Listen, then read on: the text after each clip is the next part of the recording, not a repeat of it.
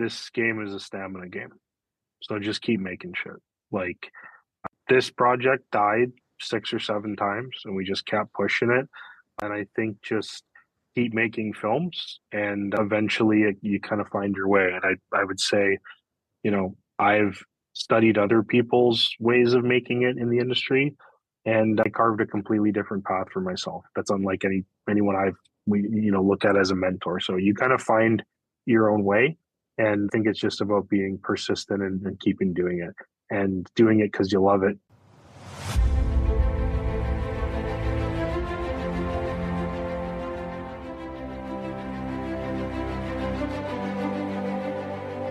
Welcome to Inside the Audition, the podcast where we go behind the scenes for a deep dive look into the world of auditions. I'm Joe Lars Larson, creator of Actors Audition Club, an international community helping actors book your dream roles in TV, film, and theater. And I'm Brandon Knox, actor, producer, and co-host. Each episode, we chat with actors and industry professionals to share their audition experiences, insights, and advice. We provide actors with actionable tips, strategies, and resources to help you elevate your auditions. We demystify the often intimidating and misunderstood world of auditions to help you succeed. So whether you're just starting out on your acting journey or you're a seasoned pro, join our Actors Audition Club members as we go Inside the Audition.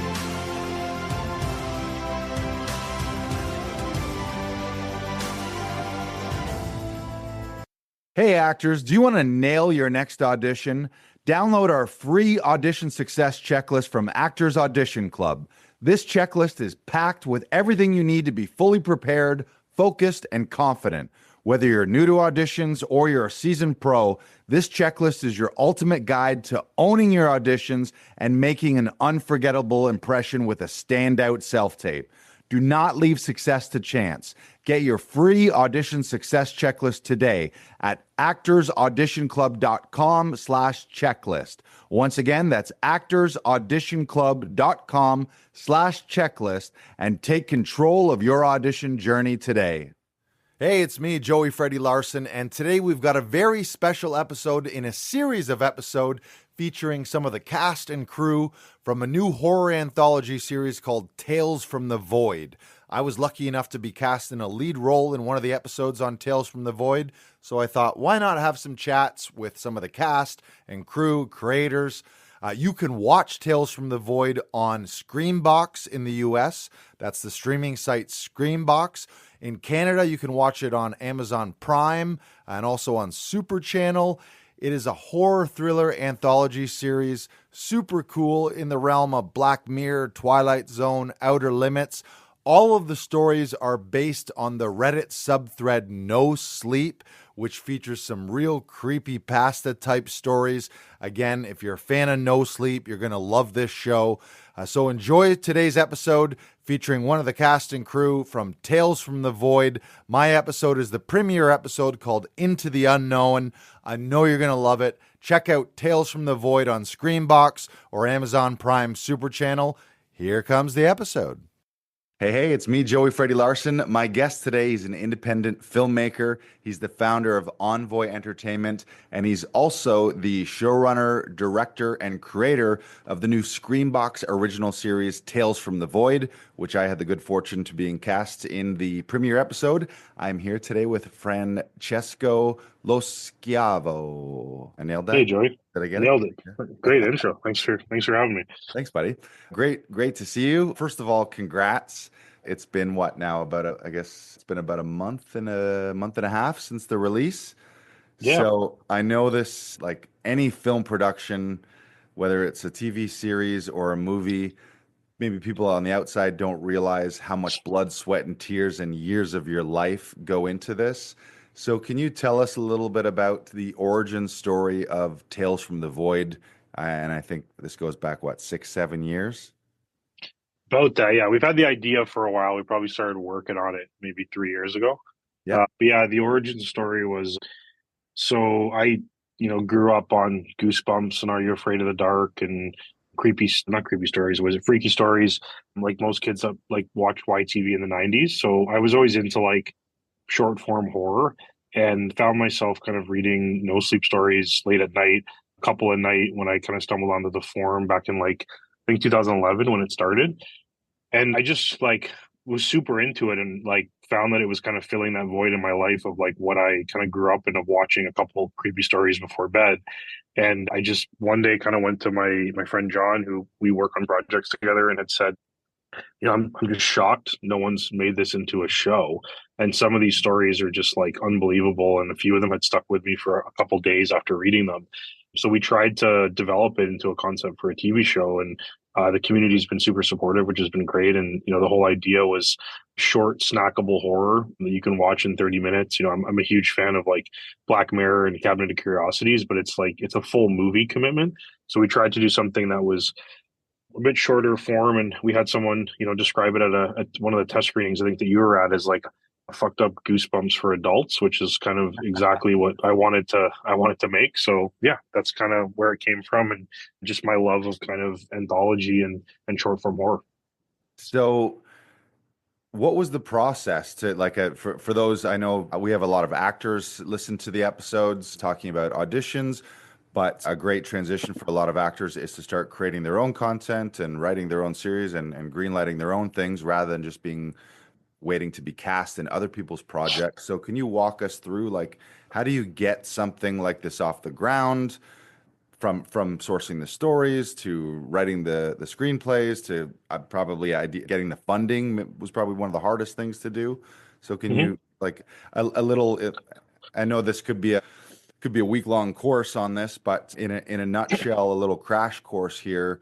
So if somebody wanted to do like you did and actually get something made and out there, how does one do that? Yeah, so it's a good question. I think like for me, I've never had big Hollywood producer come down and say, "Hey, I'll take a chance on you, kid. I saw your short film. You're great." So I just like I've always just made my own shit because I just don't like waiting to be able to do things that I'm passionate about. And yeah, I like my kind of motto is going to sound cocky, but like my thing is like there's people who say things and there's people who do things. And I just got tired of saying that I was a filmmaker and was like, I'm just going to go make films. So my approach with it was like I spent a long time curating the stories. That was the first thing, was making sure like the source material was good. John and I spent John Kelly's my co-showrunner and one of the executive producers on the series, and he wrote a lot of the episodes as well. Him and I spent, I would say, 2 years writing the show, doing lots of rounds of notes, lots of development. Like reps on scripts is like super important. Like I think the best way to get cast and stuff or get your stuff made or get to direct is to write dope shit and then say, hey, like you can only make this if I'm in it or if I'm directing it, right? Mm. And then what we did, and this is I've done a couple talks on like how we made the show, and like to me this is the most important, is I spent like probably a week and a half, maybe 2 weeks putting together a really well curated pitch deck, which is how we got Joe Lynch and a lot of the salespeople involved. And then we got some grant funding, but we shot like a 2-minute teaser trailer that was like a proof of concept. And then the other piece of it was just like a full package of like what the budget would be, our plan to kind of get there. And but I think it really starts with like a good pitch package and a tight log line. So like for us, it was like, a horror anthology series based on short stories from this, we called it the internet's largest independent horror community. And there's 18 million people, within that community. So that was kind of our pull of like, hey, there's an audience for this. Then you would, go through our pitch package and see that we had really well curated kind of different subgenres of horror to like entice people. We had a teaser trailer that was 2 minutes that could show you that like, hey, we can actually film shit and we can execute on this. And then our whole thing was if we got them to read the scripts, they were interested. It's getting people to the script that's like the toughest thing, and the scripts Right. have to deliver when you get people there.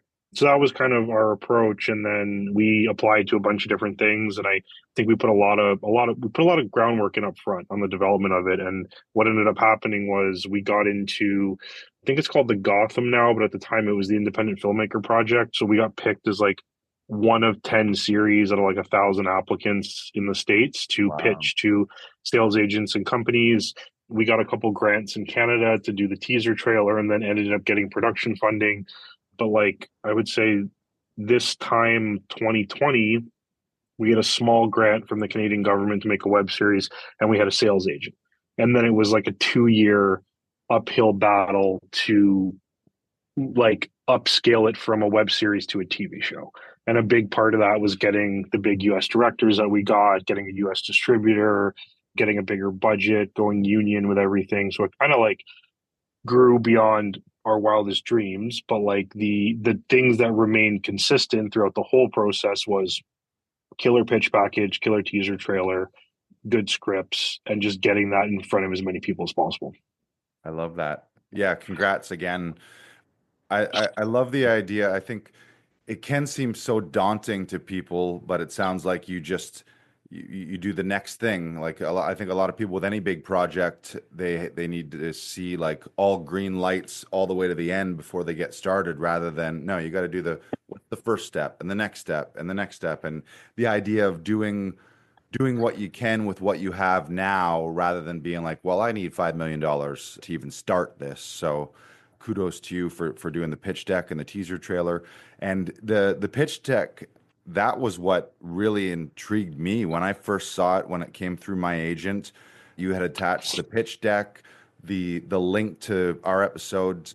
Our episode is called, or my episode that I'm in is Into the Unknown, but the story was called The Black Square on the No Sleep thread. So I got to read that and see all the materials.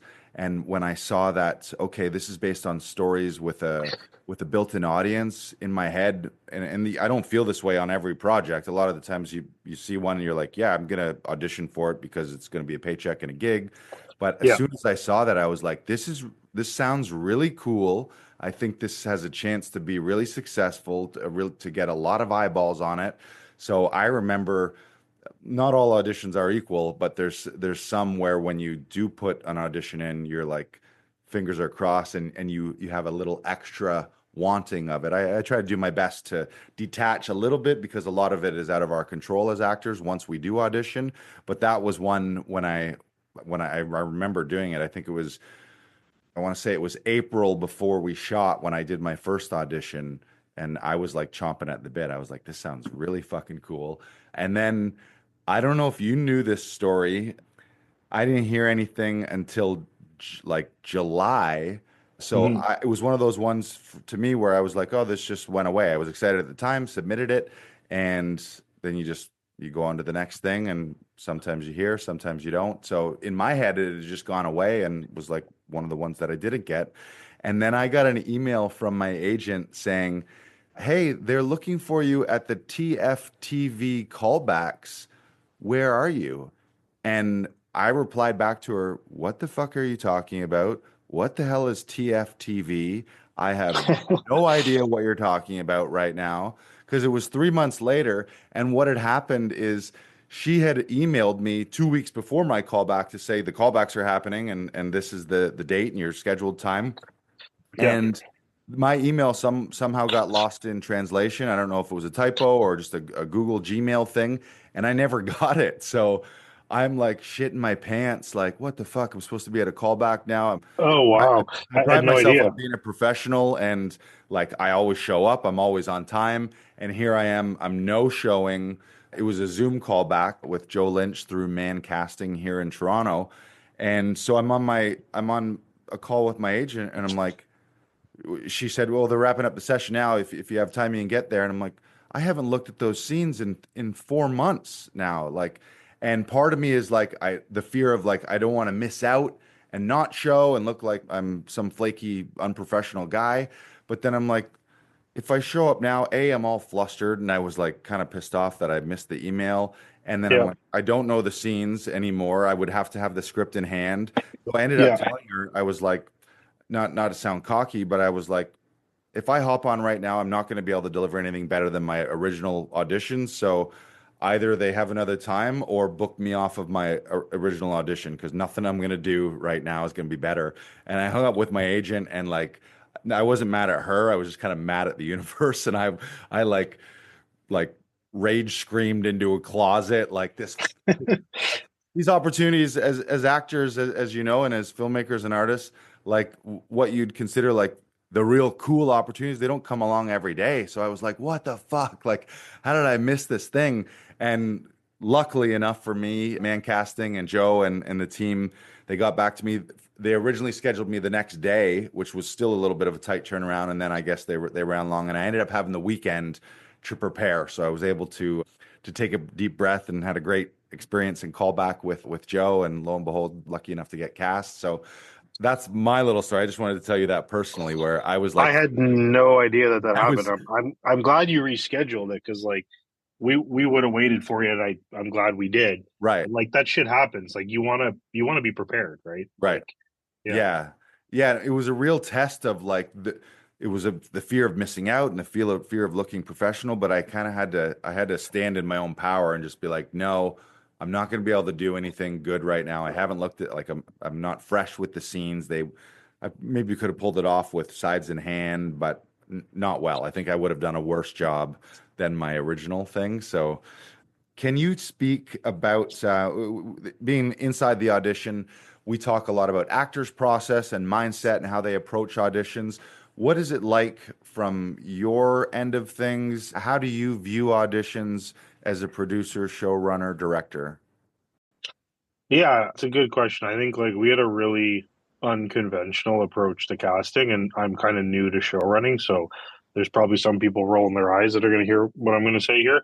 But we did a really different thing. So like we did three sides for each casting thing, which is normally you give one scene. We did three. We tried to do something that was like, emotional, something that like was a creepier moment, and then we did like a big scare and like a reaction because it's an interesting one. Like sometimes you get really good talent, but they look weird when they scream. And if we're making a horror show, like you have to really sell those moments. So Mm. we did a wide range of stuff that we covered, and it was a lot, man. Like there was 15, 20 minute casting tapes for every single person. And I can tell you honestly that John and I watched every single one. We didn't do a conventional approach with a casting agent. We actually watched every tape. We had Wow. 600 reads for Carrie was 600 reads for that story, and we watched every single one. We were at a TIFF party a couple weeks ago, and like I recognized half the room from just the amount of tapes that we watched. So I think that's a little bit unusual. But our first time making a show in Canada and first time working with I shouldn't say making a show in Canada, but we've produced movies and stuff. But like first time working with a proper casting agent, I was just excited to see as much talent as possible.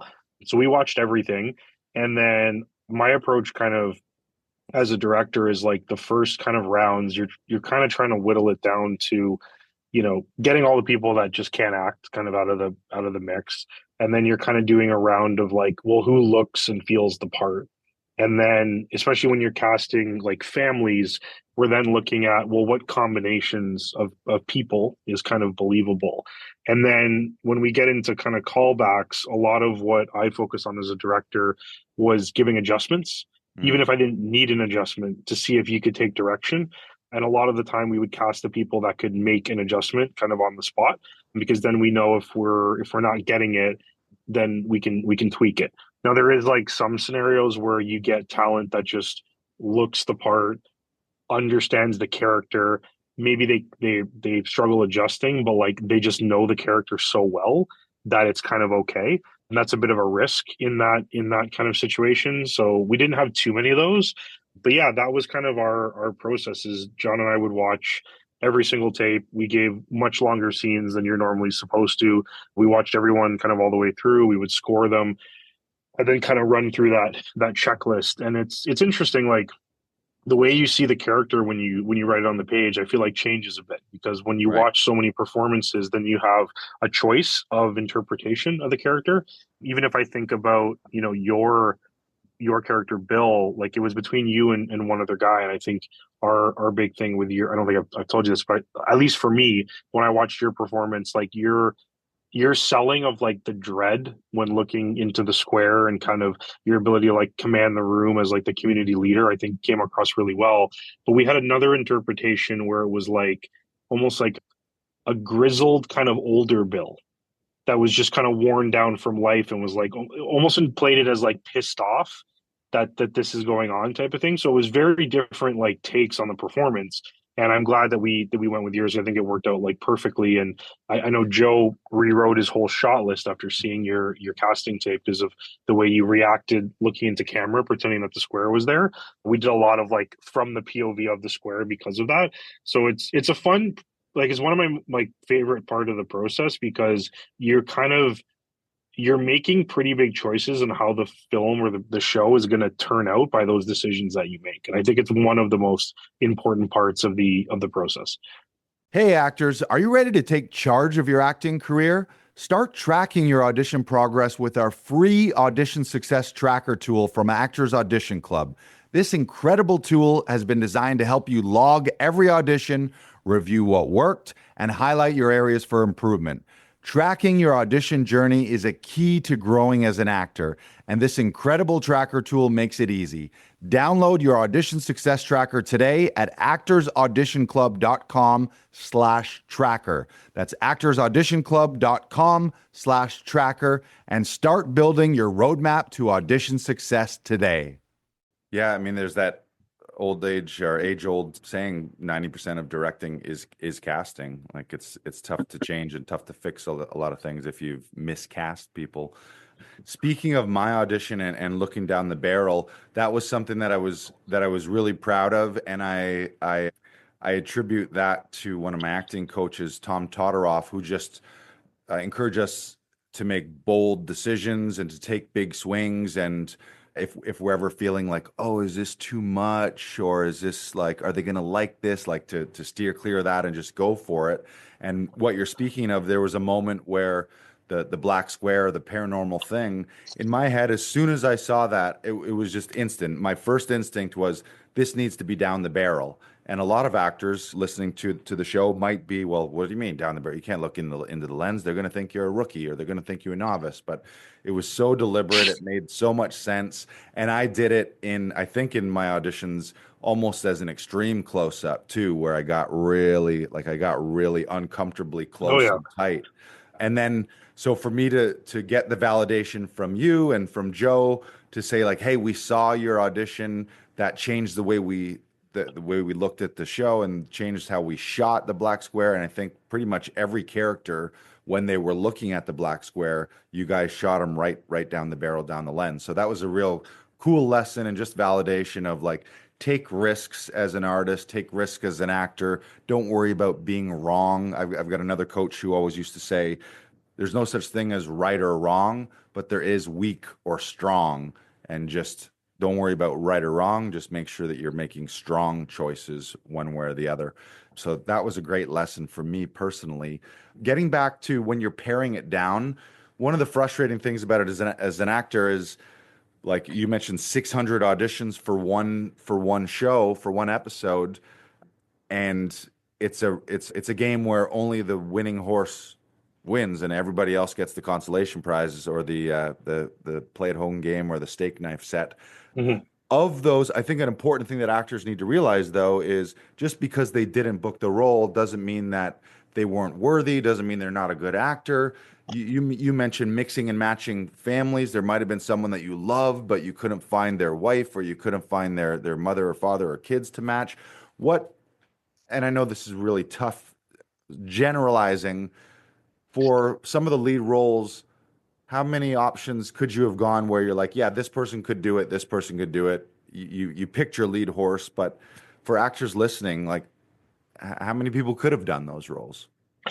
You typically get down to like 3 or 4, but like it depends. Like, depends what you're looking for. Like, we were looking for, Latino kind of teenagers for one role, and we had to go out 3 times across Canada. We had another role that was one of the episodes that ended up getting pushed to season 2, but we had a haunting that took place during a Shiva, and it was meant to be an all Jewish cast. So we were looking for people that could speak Yiddish like authentically.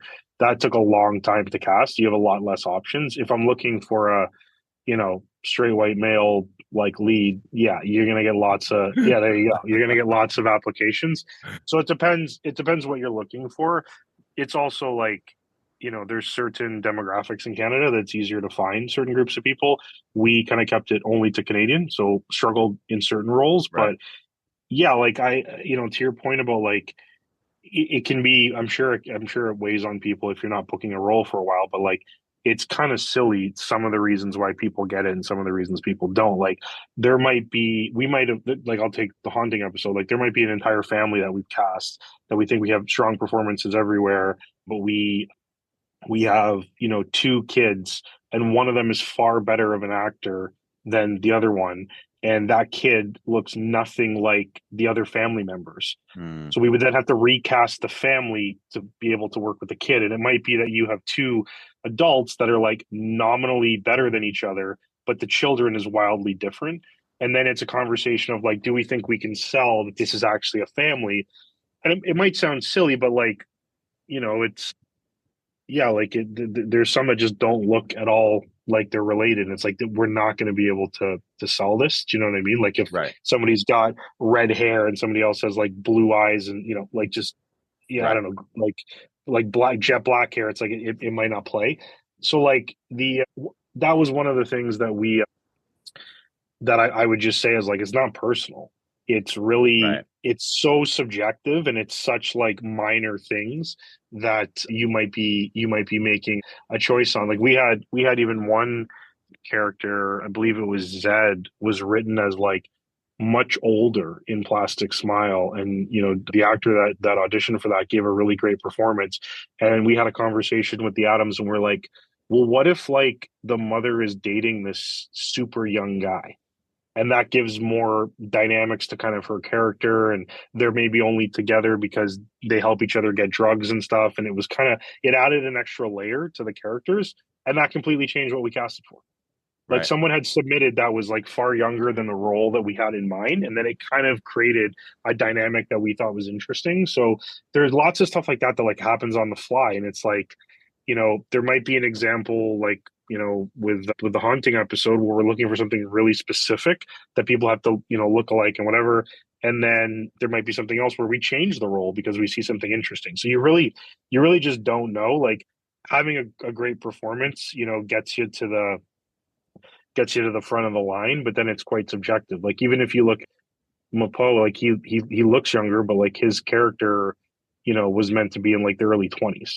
And we changed that based on performance. So I think it's like it's not always merit based, I guess is what I'm trying to Right. say. Like you can be the best actor, but maybe not the best fit for the role.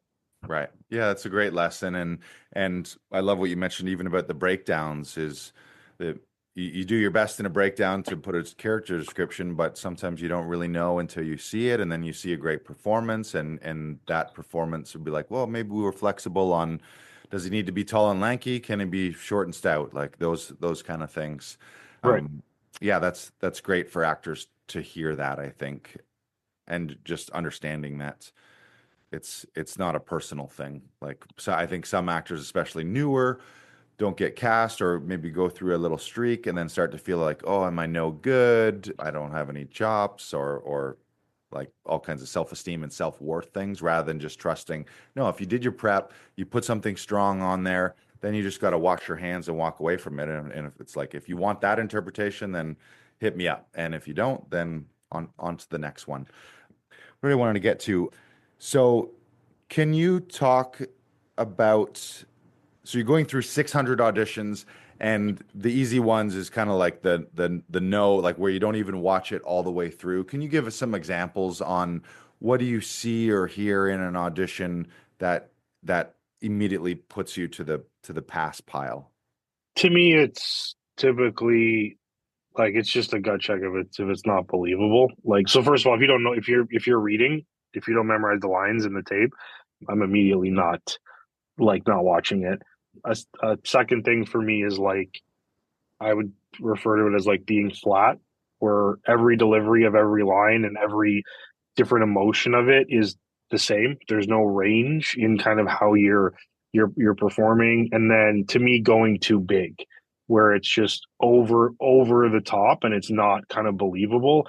Those are kind of things that like you can have a bump where you maybe have a line that's a little too big or a line that's a little flat. But if it's across the whole performance, if we've been watching for 3 or 4 minutes, that's typically something that is a red flag. So for me, like most of the time, a casting director will weed all that stuff out for you. Right. We didn't do that because I wanted to see as much of the talent in Canada as possible. But what I find interesting that some people did that I really liked is they they either picked a direction with the character like you did and made a bold choice and it worked, or they gave us options. They gave me like two tapes and it would be a Right. radically different take on the character. And you're like, oh, okay, well, this person can adapt, they can change. I prefer it when you make a bold choice. And that's what happens. And I think the bold choices, when you've been watching, 300 or 400 tapes, that's what really stands out. The story I always love to tell that I don't know. I think this is true. I think I'd seen this in an interview or whatever, but I don't know if you know the story of how Margot Robbie booked Wolf of Wall Street. Did you know the story? Uh, I might have heard it. Retell it. It rings a bell. So I think they were doing auditions with Leo with tons of different women to play his wife, and it's not in the script, but she slapped him in the argument they were having. And that was the bold choice that she made. She slapped him in the face, and then Leo, without blinking, improv saying, "Do it again." And then she hit him again harder, and then she started yelling. He started yelling at her, "Do it again!" And they just like got into like almost like a fist fight in the scene.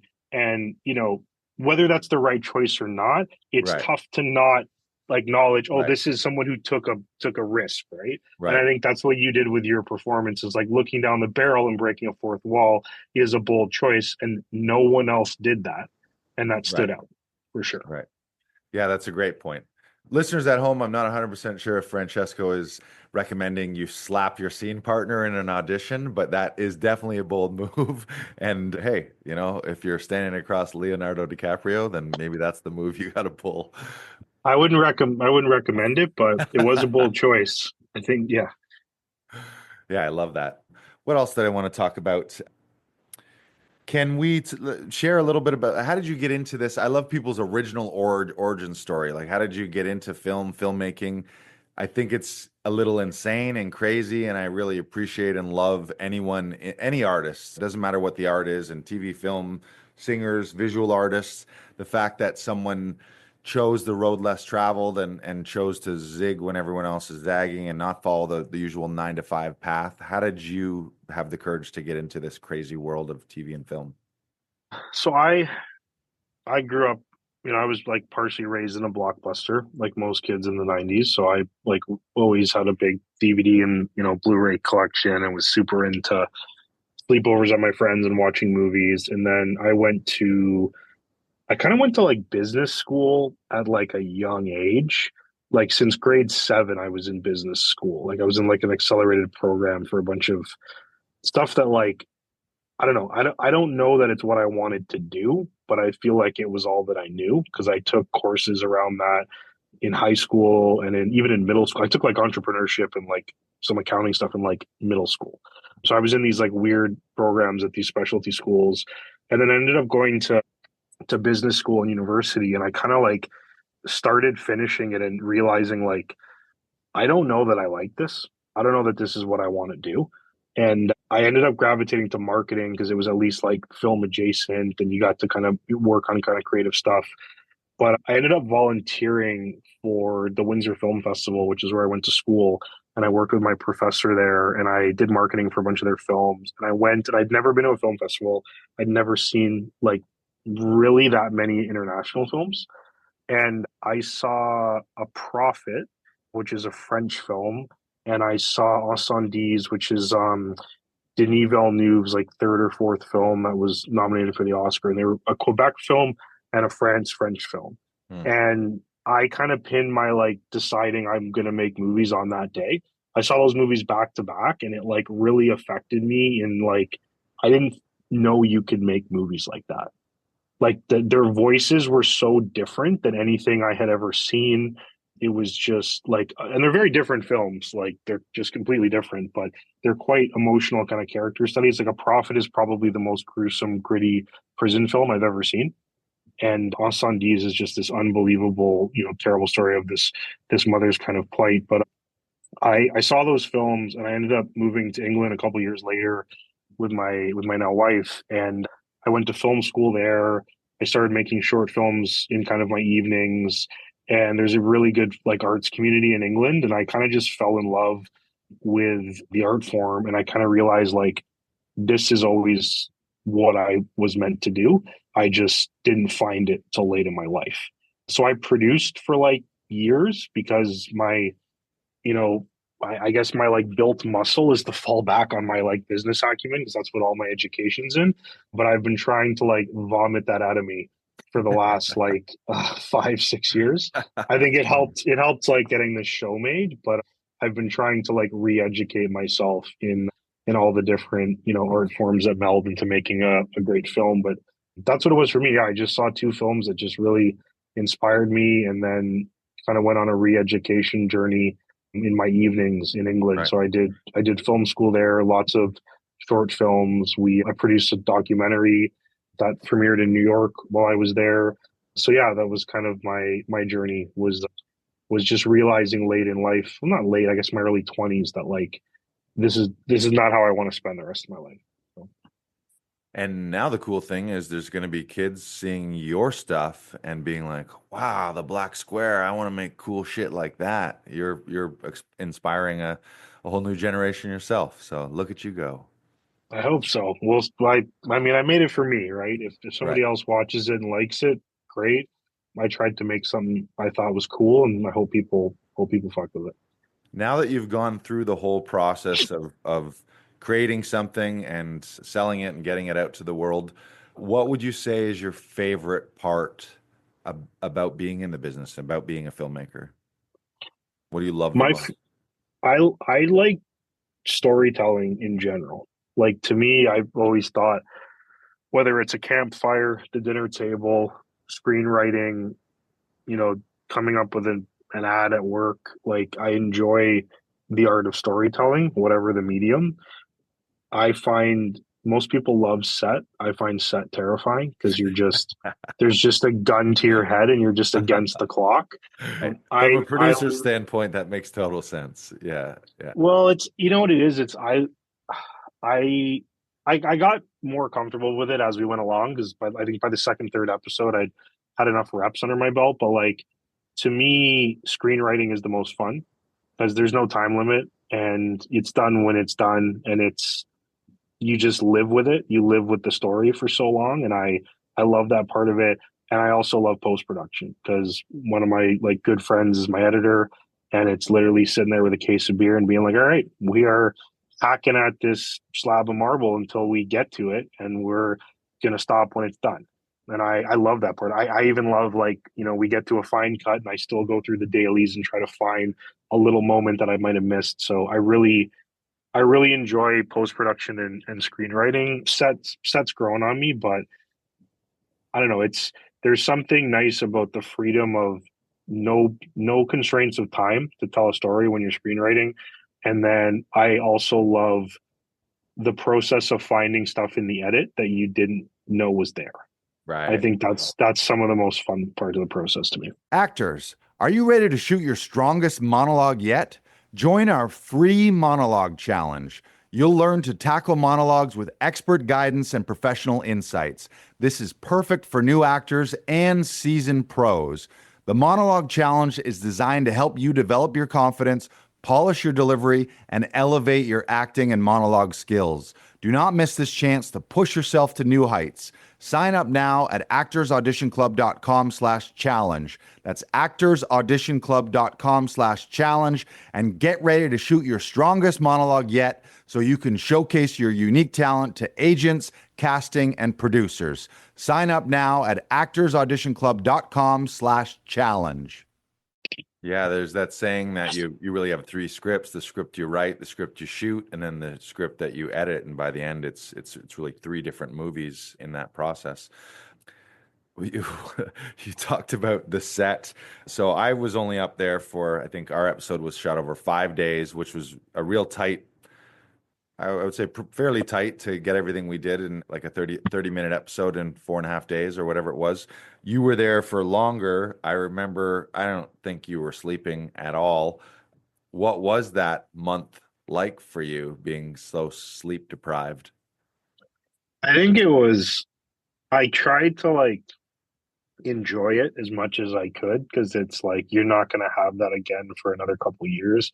But if I'm honest, I bit off more than I can chew, like show running, producing, directing, and you didn't see it because you were only there a little while, and I think we did a really good job of hiding the burning dumpster fire that was just behind me at all times. And we had a really good team on it. Yeah. So like the Oh, the thing that crew was amazing. Cast and crew, the everyone was crew was amazing. Yeah. yeah, the cast and crew was fantastic, but there was a lot of like I would be directing and see my producing partners whispering off on the side, and I'd be like, "What's going on?" They're like, "Don't worry."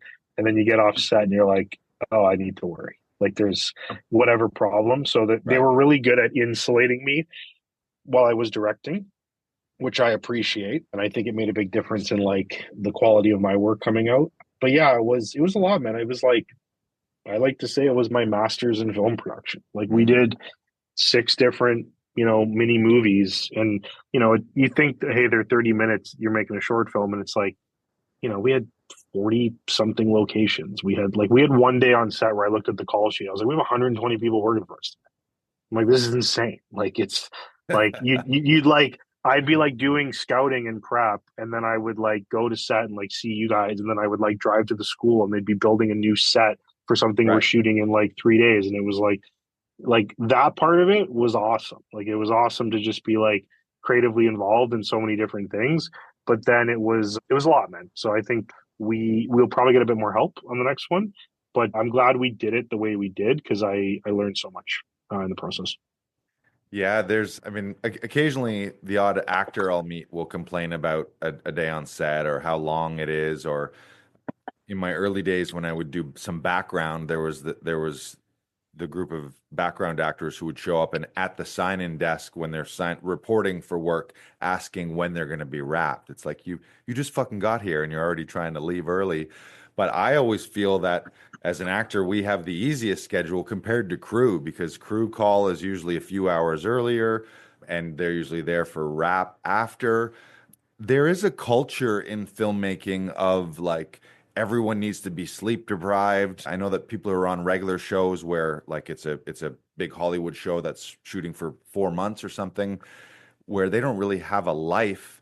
Do you think that culture will ever change? There's a little bit of like pride, be like, I haven't slept, but it's like physically if you're not sleeping, it's basically the equivalent of cognitively of like being drunk. So there's like, are you getting the best work out of someone when they're working 18-hour days and never sleeping? There's safety issues of falling asleep coming to and from set. Like, is there a world, do you think, where a 10-hour or maybe a max 12-hour day is a thing and we can get away from this like there is a real badge of honor to be like, oh yeah, I worked so hard, none of us fucking slept. We're all disasters, and isn't that great? That's the way it's supposed to be. But I feel like there is a better way. Is that possible, or is it just a money thing? It's a locations thing. Well, well, I'll give you the producer answer and then like how I really feel about it. So like I think your job as a producer is to make sure that no one has to go through that but you. So like I went through that, but Right. like I think we did 3 hours of overtime total across 3 hour or 2.5 hours of TV. So in 16 shoot days, I only kept the crew 3 days over, and in total it was 3 hours. I think it was like 30 minutes, 15 minutes. Like it wasn't Right. significant. So we never did more than a 12 plus one. And we tried to be really reasonable about the shoot time. So we tried to make it work with what we had, right? That said, how I feel like as an indie filmmaker is like I've never had the luxury of having proper budget or proper time. So I like we had a running joke of like at our Airbnb, it was like multiple producers sleeping there. And I had taken a picture of John sleeping on like an air mattress in the basement. And I was gonna put it up in the production office and just put like $2 million budget question mark with the photo of like where we're sleeping. And it's like I don't expect the cast and the crew and the staff to go through that, but it Right. was meant to just be like the dollars should go on screen and should Right. go for like safety and security and like getting the best performance out of everyone. It shouldn't go to like silly stuff. And that's what we were trying to show is like, I don't expect anyone else to go through that, but that's what I was willing to do to make the best show possible. So yeah, I think there needs to be that balance, but like at the budget we had for what we made, I think we did a really good job. The stuff that like I never compromise on is like security, safety, like that's you just have to have extra money like aside for that stuff, making sure that we're wrapping and not working everyone late. I think we did a pretty good job. Like I've done films where we do non-union 15-hour days and we did 3 weeks like like straight, and by like the second week everyone's dying. Like you can't do that to people. So I've made those mistakes in the past. So I think we did a pretty good job of like, breaking at lunch on time, wrapping on time, all that type of stuff.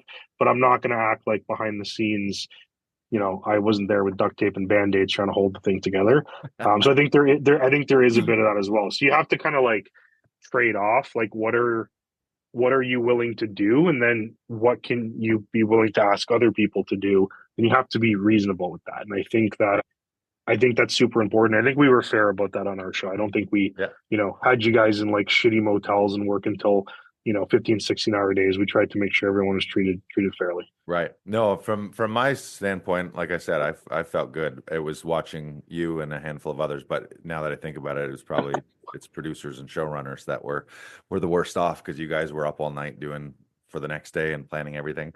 Cool. We'll try to be better on the next one, but I think I'd be lying if I didn't say that like the goal is to do what we have to do to make sure you guys are comfortable. Right. Right. Yeah. And from looking at everything that I've seen, the show punches above its weight. Like, and I think you mentioned this, someone said that like each episode looks like it's 2 or 5 million, or like whatever. I don't know the exact budget, but we pretty much looks better than the budget. Yeah. Yeah. Like we I think people can critique it online, but like anyone who produces that I've spoken to about it has said to me that we basically made a show for what the cost of one episode normally is. And I don't think that translates to the screen in terms of it showing up as like poor performances or poor quality. I think the quality, we stand on the quality, but yeah, I'm not going to act like I wasn't living on Pita Pit, sleeping in the basement for like a fucking, like 2 months. It's called paying your dues, kid. Yeah, that's paying right. That's right. Yeah. That's right. Yeah. Can you remind people how they can watch Tales from the Void? Definitely. Tales from the Void is on Screenbox in the US, Super Channel in Canada. It is, I don't know when are you putting this out, by the way? It'll probably be in the next week or two. Yeah. Okay, so I think we're having a marathon on Super Channel this weekend, but you can also watch it on anywhere you can get digital shows. So Google Play Store, Amazon Prime, Apple TV. We're able to, you're able to rent and buy, and then we are hopefully coming to Europe. Well, hopefully, we're coming to Europe soon. Cool. And on the show, we love to talk about future aspirations and manifestation, and put out the good vibes for the next iterations of our lives and careers. So what is next for Tales from the Void, or for you in general, or for Envoi Entertainment? What's the next big thing?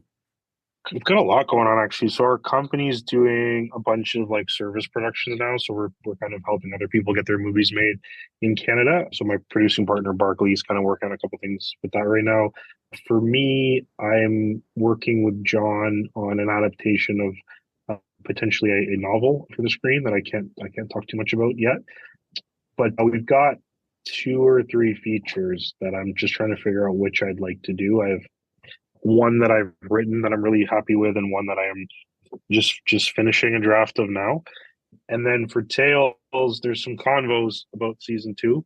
So just trying to figure out what's the next move. Is it doubling down on TV, or is it trying to go to feature land? I think my heart's always been trying to make a feature, but I want the show to be a success. So I think if we get the call for season 2, it might get pulled back in. So we'll see how it goes. Cool. Congrats. Well, yeah, again, congrats on Tales from the Void. Thank you for giving me the opportunity to be a part of that. That week in Sault Ste. Marie is going to be one of my favorite memories of all time. And the friendships that I've gained from the cast and getting to meet you and my experience with a director like Joe Lynch was incredible. So thank you He's for the that. best. And I'll wait for the audition opportunities for the next projects. Unless I'm maybe 100%. after this all blows You're up, front of the line, dude. I'll You're be front so of the line. famous, I'll be offer only by that point, right? Because then There I'll you be go. the guy from Tales from the Void. There you go. Can you just share any final parting words of wisdom to aspiring filmmakers, aspiring actors? What can you tell them to keep them going? I always say this game is a stamina game. So just keep making shit. Like there's been this project died 6 or 7 times and we just kept pushing it. And I think just keep making films and eventually you kind of find your way. And I would say, I've studied other people's ways of making it in the industry and carved a completely different path for myself. That's unlike anyone look at as a mentor. So you kind of find your own way. And I think it's just about being persistent and keeping doing it and doing it because you love it. And, eventually it kind of works out. There you have it. Thank you for listening to Inside the Audition. Make sure to watch Tales from the Void, and we'll see you on the next episode. Hey, this is Joey Freddie Larson. I want to say thank you so much for listening to another fantastic episode of Inside the Audition. If you're still struggling with your self-tape auditions, now is the time to join Actors Audition Club. You'll get expert coaching, practical tips, and support from a community that is dedicated to helping actors succeed. Our members receive personalized guidance, insider advice that ensures every audition reflects your true talent. If you're serious about booking more roles and leveling up your audition game, Actors Audition Club is the place to be. Visit www.actorsauditionclub.com to join today and make sure that you make your next audition count. Once again, you can join at actorsauditionclub.com and we will help you shoot standout auditions in less time.